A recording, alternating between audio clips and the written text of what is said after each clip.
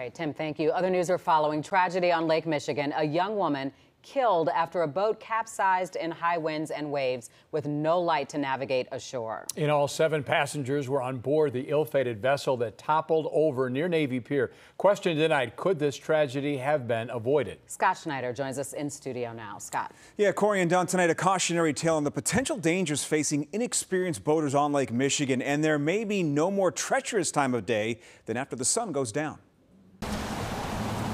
The Chicago Fire Department responded to a boat in distress call in the early morning hours on Friday after high winds and waves on Lake Michigan toppled a boat carrying 7 passengers near the playpen, leading to a search and rescue effort for those on board. Chicago's deputy fire chief describes the weather conditions that complicated his team's efforts. About 3 o'clock this morning, we had a huge increase in wind and wave activity. We went from a 1 to a 3-knot wind up to gusts over 30 miles an hour. We went from wave heights as to 6 inches to a foot up to 3 to 4 inches off the national weather buoy at the same time this was going on.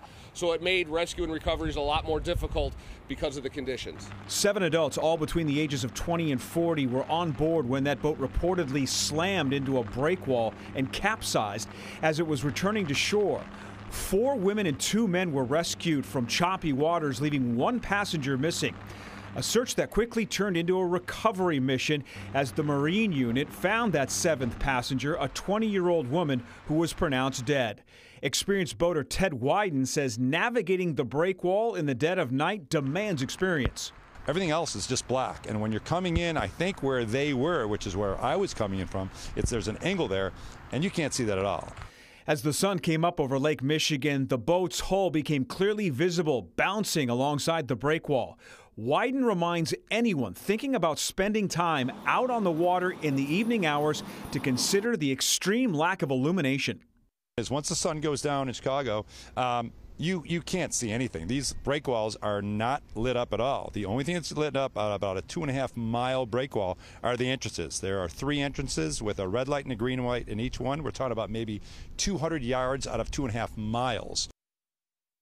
Now, in a tragic twist to this story, during the recovery of the 20-year-old woman killed, the Marine unit apparently discovered the body of an unidentified man who apparently has no connection to the capsized boat.